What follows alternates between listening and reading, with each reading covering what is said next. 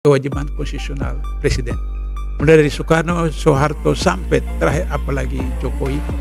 Ini luar biasa kalau sistem hukum di Amerika, maka Jokowi itu dihukum paling tidak 100 tahun. Ya, karena kalau di Amerika itu kan digabungkan, semua diakumulasi tindak pidana. Tapi kalau kita tidak, Indonesia dipilih mana yang benar. Ya, alternatif seperti itu. Sehingga mungkin ambil yang tertinggi, misalnya apa, dan saya hitung berdasarkan undang-undang tindak pidana korupsi dan undang-undang yang lain itu paling tidak ya hukuman mati. Atau seperti pernah diterapkan oleh KPK terhadap Nasaruddin berseri. Berseri artinya kasus korupsinya dulu sudah berjalan beberapa tahun, baru kemudian money laundry-nya dan sebagainya. Nah, tapi paling tidak minimal untuk Jokowi itu hukuman mati seperti itu. Nah, persoalannya adalah Prabowo punya kemampuan atau tidak. Artikel terbaru 2 hari lalu saya menulis tentang korupsi ala Prabowo. Jadi ketika Prabowo pidato di depan mahasiswa di Mesir, dia katakan, hei para koruptor, macam-macam bla bla bla, kembalikan duitnya seperti itu. Bisa cara diam-diam, itu nanti dimaafkan, diampuni.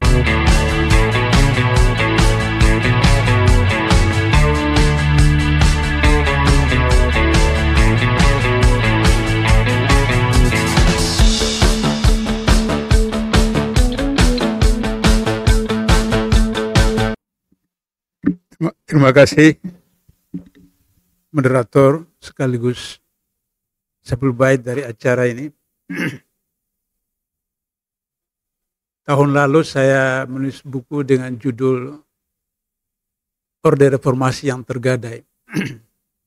Kalau kita datang ke kantor pegadaian, maka jargonnya adalah menyelesaikan persoalan tanpa persoalan, atau menyelesaikan masalah tanpa masalah. Ternyata Orde Reformasi menyelesaikan masalah dengan masalah. Tergadainya reformasi birokrat, reformasi Orde Reformasi karena ada beberapa krisis. Yang pertama krisis korupsi, yang kedua krisis narkoba, yang ketiga krisis keluarga, yang keempat krisis penegakan hukum, dan yang kelima krisis nasionalisme. Maka solusinya buku saya sesudah itu adalah Indonesia Berkah 2045. Saya tidak menggunakan istilah Indonesia Emas, karena Indonesia Emas itu cenderung pada materialisme. Dan alinea ketiga, Mukadimah sempat menyatakan atas rahmat berkah Allah yang Maha Kuasa, bla bla bla. Jadi berkah, bukan emas, seperti itu. Kalau berkah, insya Allah 2045 Indonesia masih ada. Kalau emas, saya khawatir 2045 Indonesia sudah tidak ada. Kalau masih ada, mungkin jadi jajahan dari satu superpower atau dua superpower. Yang sekarang insya Allah mungkin bulan depan terbit, itu adalah kewajiban konstitusional presiden. Jadi dari buku pertama kedua itu saya menemukan bahwa persoalannya ada pada presiden. Karena konstitusi kita menempatkan presiden itu sebagai kepala negara juga kepala pemerintahan. Sehingga demikian dalam teori ilmu negara yang ditentukan oleh PBB bahwa satu negara itu diakui kalau ada wilayahnya, ada rakyatnya, ada pemerintahannya, dan ada konstitusinya. Berarti kita punya negara, kita punya wilayah, kita punya rakyat, kita punya pemerintah, kita punya konstitusi.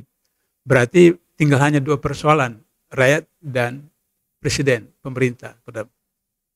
Dalam soal hubungan rakyat dengan kepala negara atau presiden ini ada satu dialog antara Ali bin Abi Thalib ketika jadi khalifah dengan sahabat. Sahabat bertanya, kenapa waktu Abu Bakar khalifah, Umar khalifah, tidak ada unjuk rasa, tidak ada demonstrasi. Ketika Anda jadi khalifah, unjuk rasa di mana-mana, demonstrasi di mana-mana. Kata Khalifah Ali bin Abi Thalib, benar. Waktu Abu Bakar khalifah, Umar khalifah, tidak ada unjuk rasa, tidak ada demonstrasi karena warga negaranya adalah saya. Ketika saya jadi khalifah, unjuk rasa di mana-mana karena warga negaranya adalah sampean. Jadi presiden kepala negara itu ada representasi dari rakyatnya, seperti itu. Jadi oleh karena itu saya tidak menyalahkan 100% Jokowi, SBY dan seterusnya, tapi juga adalah rakyat. Sebab apa? Kalau di tempat Ustadz 99% di RT Ustadz itu pencuri, maka pemilihan ketua RT pasti yang terpilih pencuri. Nah, seperti itu. Jadi itu kondisi sekarang. Tapi bagaimanapun rakyat itu dalam masyarakat agraris itu paternalistik. Jadi cenderung melihat kepada pemimpinnya. Karena itu buku terakhir saya yang insya Allah bulan depan terbit itu adalah kewajiban konstitusional presiden. Mulai dari Soekarno, Soeharto sampai terakhir apalagi Jokowi. Ini luar biasa kalau sistem hukum di Amerika, maka Jokowi itu dihukum paling tidak 100 tahun. Ya, karena kalau di Amerika itu kan digabungkan. Semua diakumulasi tindak pidana. Tapi kalau kita tidak, di Indonesia dipilih mana yang apa namanya, ya, alternatif seperti itu. Sehingga mungkin ambil yang tertinggi, misalnya apa, dan saya hitung berdasarkan undang-undang tindak pidana korupsi dan undang-undang yang lain itu paling tidak ya hukuman mati. Nah, atau seperti pernah diterapkan oleh KPK terhadap Nasaruddin berseri. Berseri artinya kasus korupsinya dulu sudah berjalan beberapa tahun, baru kemudian money laundry-nya dan seperti itu.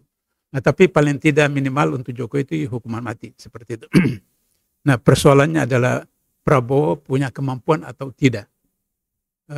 Artikel terbaru 2 hari lalu saya menulis tentang korupsi ala Prabowo. Ya. Jadi ketika Prabowo pidato di depan mahasiswa di Mesir, dia katakan, hei para koruptor, apa segala macam-macam bla bla bla, kembalikan harta kekayaan, duitnya seperti itu, ya, bisa cara diam-diam, apa itu nanti dimaafkan, diampuni. Nah, ternyata baik undang-undang tipikor maupun KUHP itu termasuk percobaan. Dan ketika saya di KPK pernah kami proses dan tangkap usaha percobaan. Jadi dalam apa namanya KUHP itu percobaan ada satu tindak pidana yang belum selesai. Nah, oleh karena itu maka ketika Prabowo mengatakan begitu, beliau tidak sadar bahwa mengembalikan kerugian keuangan negara tidak menggugurkan pidana. Itu dalam undang-undang tipikor seperti itu. Jadi kembalikan harta yang dicuri atau semua itu tidak menggugurkan pidana. Pidana tetap jalan. Nah, seperti itu. Bahkan kemudian pernyataan Prabowo itu bisa dikategorikan sebagai percobaan, atau yang ketiga adalah menghalang-halangi proses penegakan hukum.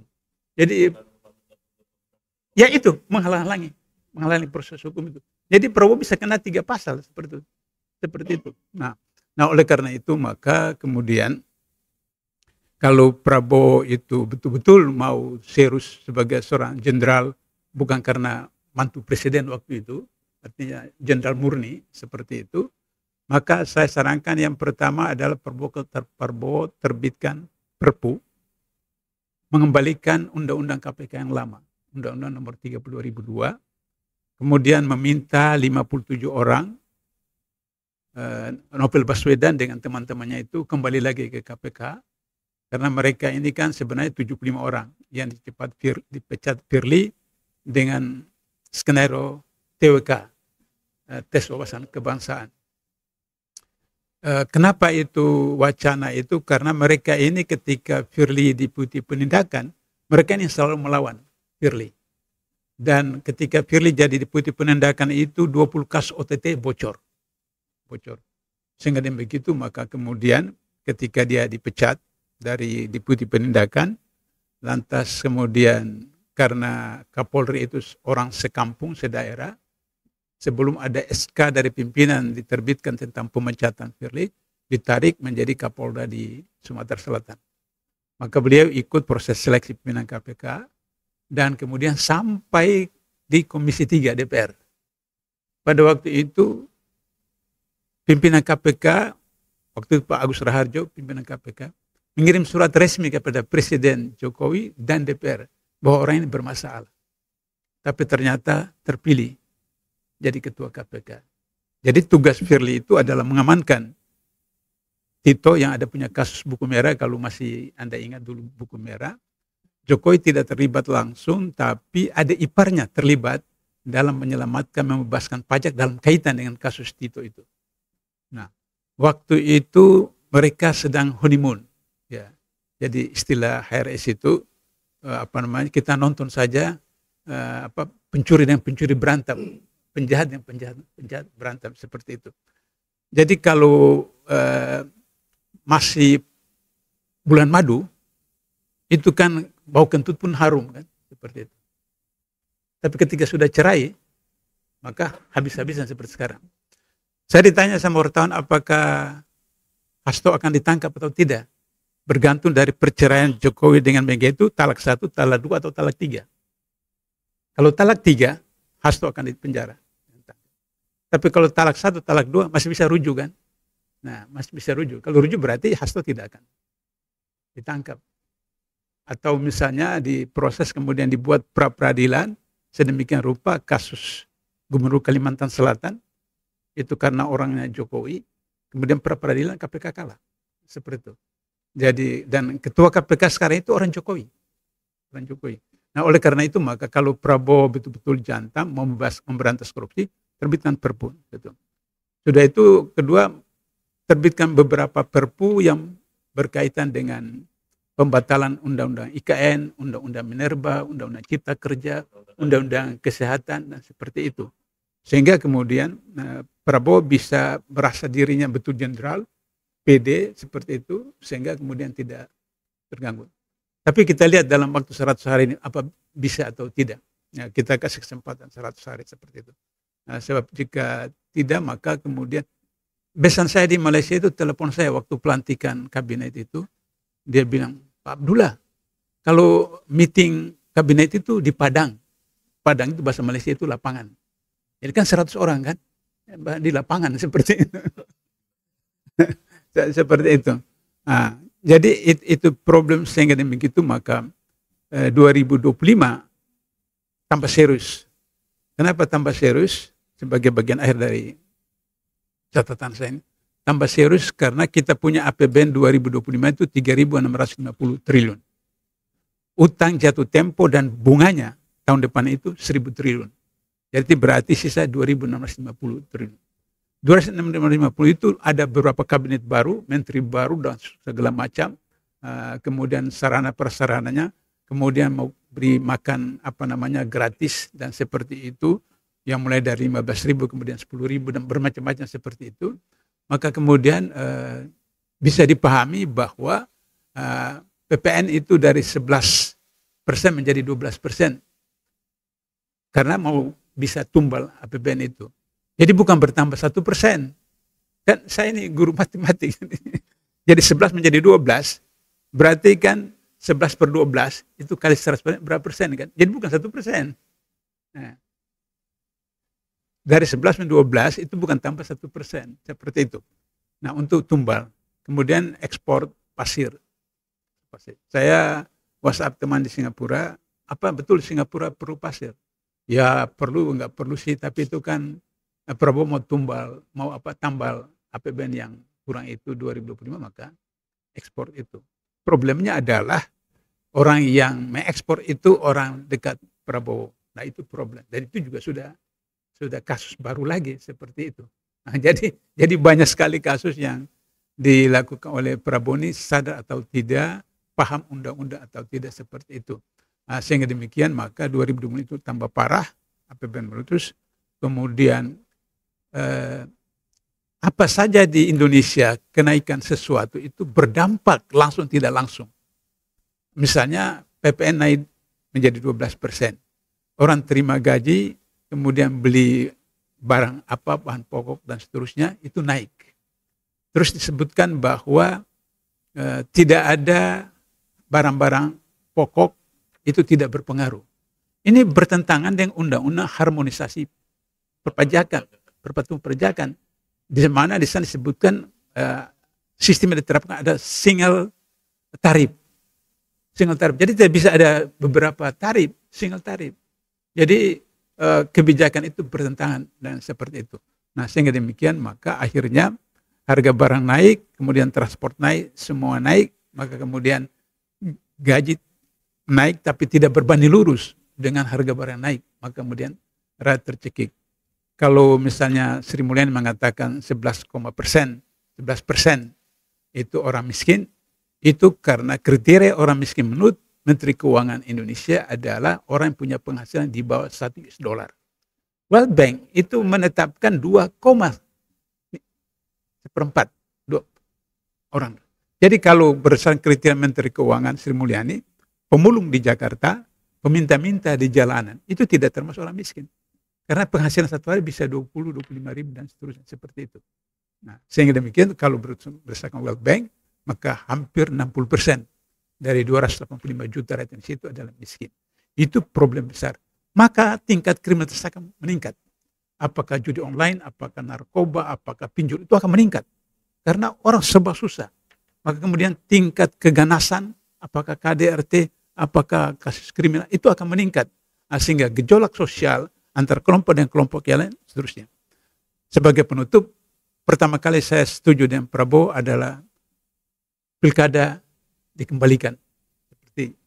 Jadi Orde Baru itu sudah benar, cuma salahnya adalah orang-orang itu tidak memahami tugas sebagai anggota MPR, anggota DPR, DPRD, sehingga salah.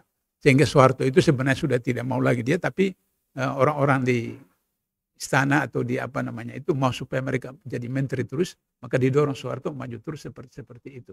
Nah, oleh karena itu maka Pilpres dan Pilkada itu bertentangan dengan sila keempat Pancasila.